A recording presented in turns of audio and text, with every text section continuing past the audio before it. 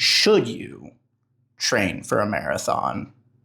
Not how do I train for a marathon, not when should I train for this marathon and how long should I do it for, not will I die if I train for a marathon, not should I train for a half marathon either. Should I train for a marathon? The first question you have to ask yourself is, where are you on your running journey? And this could take a lot of radical honesty for yourself and might be a really hard answer conclusion to come to. Some people are not ready to run the marathon distance. It is okay. It is extremely hard. It is very far. It's exactly as far as you think it is. And it's okay to not be ready for it. And it's better to be prepared and to take the necessary steps to not have a miserable race than to wing it and blow up in mile 19 and be really disappointed in your time. Take it to from somebody who's done that, right? Or, you can just go for it, right? If you're the type of person that wants to pursue your goal relentlessly, whether you are ready to undertake what you're undertaking or not, that is awesome. And that's just a way to come to marathon running and to show up for it. Now, a lot of the more elite athletes don't take that approach. They'll train up through the distances and build to racing the marathon when they're ready for it and when they've built the necessary specific endurance for that race. But who's to say what you should do and what you shouldn't do, right? So it's obviously like being prepared for your race is going to, whatever the distance is, whether it's a 5K all the way up to the marathon, is going to give you a better first experience with that distance than if you were to go into it without preparation. It's about knowing yourself and knowing whether you're going to get more reward from trying something that was above your capabilities and maybe not succeeding the way that you wanted to succeed, but still attaining that goal, like setting an obtainable goal, right? And succeeding at that obtainable goal. Or if you know that you want to run the marathon successfully, whatever that would mean to you, which is, to me, that would mean running it under a certain time, whatever time that I'm picking, and feeling very strong finishing at that time. And as if I had more in the tank, that's like sort of what I would call a successful race for me. It doesn't necessarily mean that it has to be a PR or not a PR, or maybe it's your first marathon and the goal is literally to finish the marathon, and that would give you a lot of satisfaction and good dopamine and good serotonin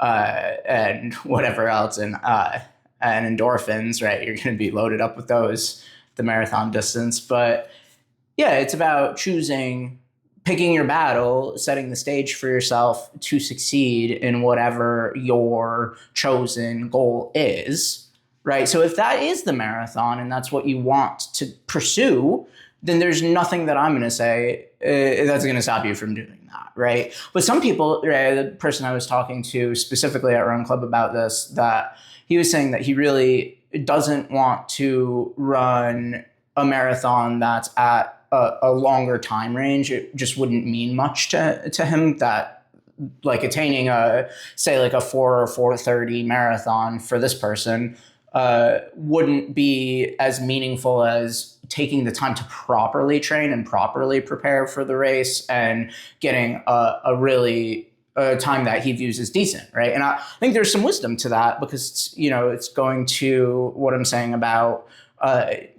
finishing successfully, right? It's like, I finished this race and I wasn't in complete shambles at the end of it. It wasn't an emotional roller coaster. It was like, I trained, I hit the paces in my training that I was supposed to, and then I executed on my plan. Like, some people are very planful in their marathon training and some people are not. And I'm not. I've just sort of been running whatever miles that I want to, like high mileage this last few months, because the first 2 marathons that I have run, I've been fairly disappointed in my time. But that disappointment for me is not a discouragement. For other people, it might be a discouragement, right? It's like, oh, I failed at what my hopes were for this race. That's almost motivating to me because it's like, well, if I didn't succeed at my goals, then I have the goals still, right? I'm not moving. I don't have to move the goalpost so much because the goal hasn't been obtained yet. And then I still have something to shoot for in the next race. And it makes me more eager to sign up for the next race. But, for some people that might be the total opposite, where they want to see the checkbox come in on the time that they were looking for, and then they could set their target on the next one and check off the box, and then check off the box, right? Where it just depends on where you're getting your satisfaction in running, right? And I guess the next question for should I run a marathon is, what have you run so far?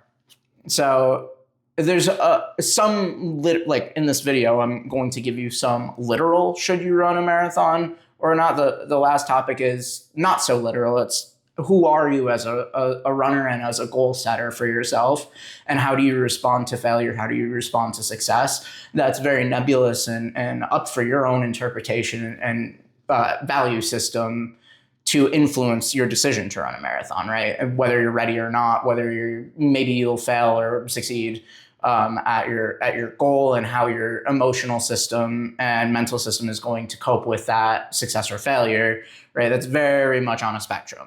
This, not so much. Are you physically ready to run a marathon? Can you do it?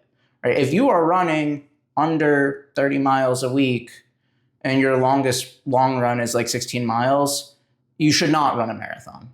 I mean, you could do it, you could try, but it's going to be a miserable experience for you. You're going to be in a lot of pain, and you're just not ready for it. And that's okay, right? Everybody's on a different range in their journey. And that's not to say that everybody should always run a half marathon first or a 5K first, right? You don't have to do that. My journey towards the marathon and generally in life was when I was in high school around my sophomore year, maybe junior year. In that range, I started running, did cross country. I think it was my junior year. I ran over the summer leading into junior year, and then I did cross country for junior and senior year, and indoor and outdoor as well. And then I graduated high school and I stopped running, more or less, like pretty shortly after graduating high school.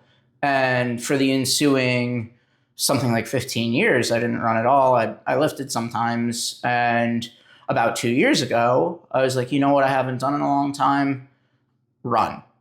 And I just started running. And my goal in running was to maybe run a marathon.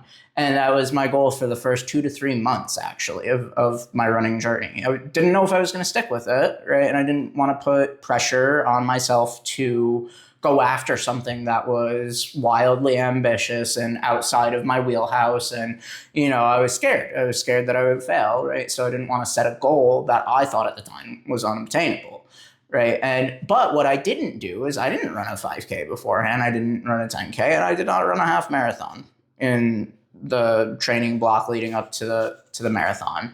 I, of course, ran those distances in training runs and went out for runs even longer than that, as you would have to do if you're going to properly prepare your body to run 26.2 miles. But I didn't run any races because one of the reasons I quit cross country for the last year, I think it was like at the beginning of the season or partway through the season, was that I was so critically anxious of failing in a race. I don't know what it was about racing, and I still hold on to some of that anxiety to this day, but I have like extreme race anxiety. I don't like racing very much, especially for the 5K, which is why I bowed out of cross country during my senior year. And that's what started the eventual collapse of me not running anymore, which is a shame, because if I had added those ensuing 15 years, I would be much further along in my marathon progression. But that's not important. What is important is I started and I had a singular, poorly defined goal, granted, but it was to run a marathon eventually, maybe, right? But you don't have to run these other races in order to run a marathon successfully or unsuccessfully. You don't have to do it. But what is pretty much a non-negotiable is a mileage over a certain amount. And that's going to vary for a lot of people. And I'm not going to sit here and proclaim that I know the answer to the total number of miles that you personally need to run per week to run a marathon, whether successfully or not. But it's certainly not going to go well if you're under 35 miles a week. It just won't.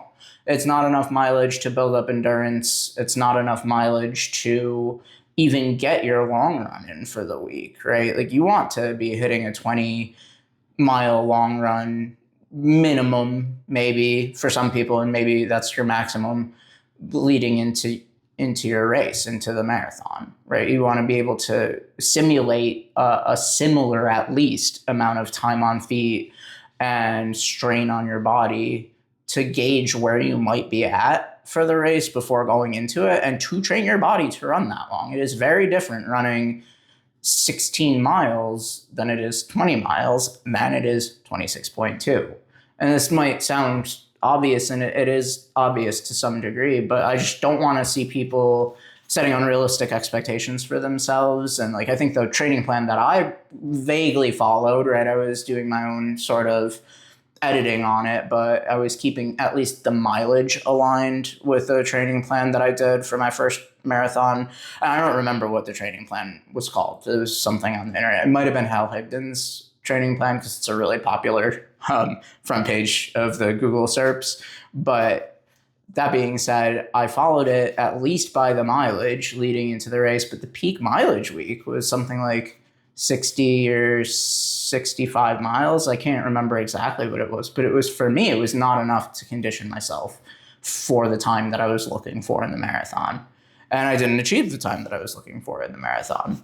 And so, like, second question being, should I run a marathon? Like, asking yourself, where are you literally at in terms of mileage per week? If you're at under whatever number you want to put there. I mean, I would put like 35, maybe some people would say 30, probably some people would say 40 miles a week. But in that range, if you're not at least over that range, you're really not going to be prepared to run a marathon if it's your first one, right? If you're a long time, lifetime runner and you're currently only running 40 miles a week, that, you know, you might be able to get away with it. You know your body at that point, though. You're not deciding whether or not you should run a marathon at that point, because you've already done it. So that's in a literal sense, should you run a marathon? Are you conditioned for it? You have to be brutally honest with yourself. And that's something I struggle with, of course, right? I want to push my body to the absolute limit, and sometimes that means failure, right? You have to be okay with failure. This is very much a pursuit in a sport that has little micro failures along the path, and your workout might not go as well as you thought it was going to go, and your long run might blow up at mile 18 out of 20, and you might feel like you're going to die, and you're sick, and you've run out of sweat to sweat, you're dehydrated, you didn't bring enough nutrition, whatever. It's an unpreparedness and that little failure in your long run that adds up over time to cumulative little failures that prepare you to succeed at your actual race, right? Where you're studying and you're integrating all of those mistakes that you've made into this ethos in your head, this set of instructional failures that will bring you to the start line so much more prepared than you would have been if you didn't do those things. And so, should you run a marathon, have you gone through those failures, those little micro failures over time, right? If you really haven't experienced disappointment in your own training yet, if you've only had a series of successes of beginner gains in running, and you don't feel like you've had any bad workouts, I don't even really think that's possible. I feel like everybody has a bad run all the time, like once a week, maybe once every 2 weeks, maybe 3 times a week. Everybody has a bad run. But if you've been on a consistent streak of really good runs, but you're fairly new at running, and you haven't had any major failures in your long run, and your long run's maybe a little bit shorter than it should be, it might be beneficial to push yourself a little harder before you get to the start line, so you could get some of those cumulative failures under your belt and you can know what it's like to fail mentally, so that when if there is a wall that you hit during the race, you have the strength up here to push through it. So those are some of my slightly disorganized thoughts on should you run a marathon in a general sense, like where are you at in your training cycle, and what is your mentality like? Who are you as a runner? Where are you physically at? Like all of that. Now I want to put that to the side and talk about myself a little bit in this. I have found so far in my running journey that at every distance besides the marathon, I have a fairly consistent PR range in terms of what the scale of time is over the course of like 1 mile to 5K to 10K to half marathon. So those times all sort of fit like little puzzle pieces inside of themselves. Except, I mean, my 5K is a little outside of that because I haven't done a 5K time trial in probably like 6 months. Right? So my PR is set back in October for that. Not actually inside of my most recent half marathon. I thought it was, but it was very close. Right. But that goes to, I did a mile time trial somewhat recently, and it was a little faster than it was the last time. If I popped out with a 5K time trial right now, it would probably be a little faster than it was the last time. But my mile time scales into my 5K time in a way that makes sense to me. And even with the 5K time being slower, my mile, 5K, 10K, and half marathon all scale relatively correctly. Now, with the caveat that my 10K PR is actually inside of my half marathon PR, right? It was a really good race, and I felt really good on the day. But all of those are within a normal range. I blow up in the marathon. I've only run 2 so far, so I'm by no means an authority on the distance, especially why I'm making this video is that I'm not an authority on the distance. I'm not an authority on any of these distances. I'm new. I'm only 2 running years into this recent chapter of my running life, right? So take all of this with whatever you need to take it with, salt, sugar, and a cup of coffee. But I, in my experience so far, have found that anything up to a distance that does not require hydration or nutrition, right? Anything up to maybe 14 or 15 miles, depending on the weather, right? If it's a really hot day, it's actually probably closer to 11. Anything that does not require me to rehydrate or eat any carbohydrates or get a salt pill in, any of that, I can predict my times based on my other times. Anything past that point, which for me is really just the marathon as far as race distances are concerned, the one that I'm mainly focused on, my legs completely fall apart, right? It's cramps, and it's happened in 2 races. It's happened on a few long runs, and it is an imbalance in the amount that I sweat, perhaps due to overcaffeination. Perhaps I'm just a naturally heavier sweater. Maybe I'm sweating more salt than the average runner. I'm not a person that has access to really fancy labs or tests to be able to do all of this on a whim. And I probably will at some point in my life. Like if I'm going to pursue this journey of running in any serious manner, that's something that I'll probably get to at some point in my journey. But everybody, goes at their own pace in their journey. I think right now in my running chapter of life, I am particularly suited to the half marathon distance. Does that mean I shouldn't run a marathon? No, because my goal in the marathon also supports my goal in the half marathon. Because if I'm running higher mileage weeks, doing more specific marathon pace training, right, that will improve my fitness for the half marathon as well. It's all connected. They're all this one stratified funnel of fitness that will benefit all of each other's times. It's all an interconnected running experience. And am I all that concerned with times in any distance other than the marathon? Not really. Truthfully, I'm not. Maybe someday I'll be more concerned with my half marathon times because I do feel like I really enjoy that distance. I feel like it's something that I could get out there and run hard the entire time without having to stop for water or, get any salt pills in or food.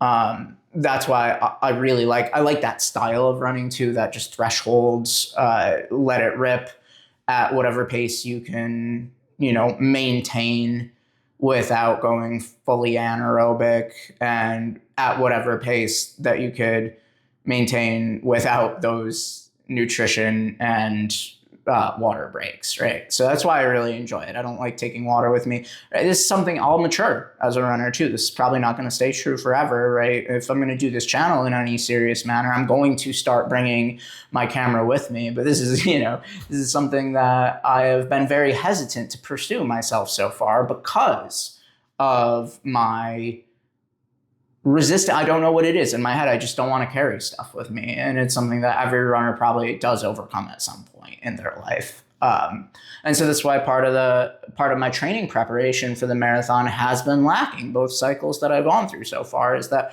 I don't want to go for super long runs. I don't want to run super long all the time.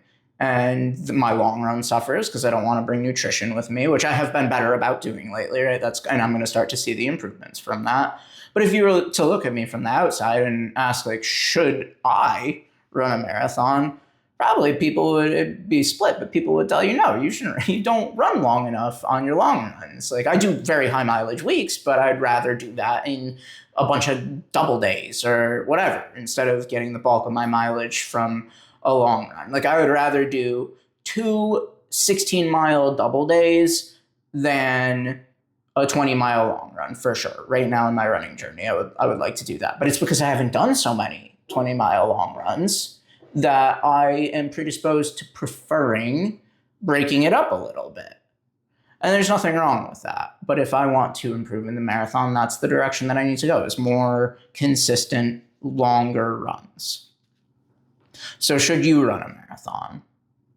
I don't know.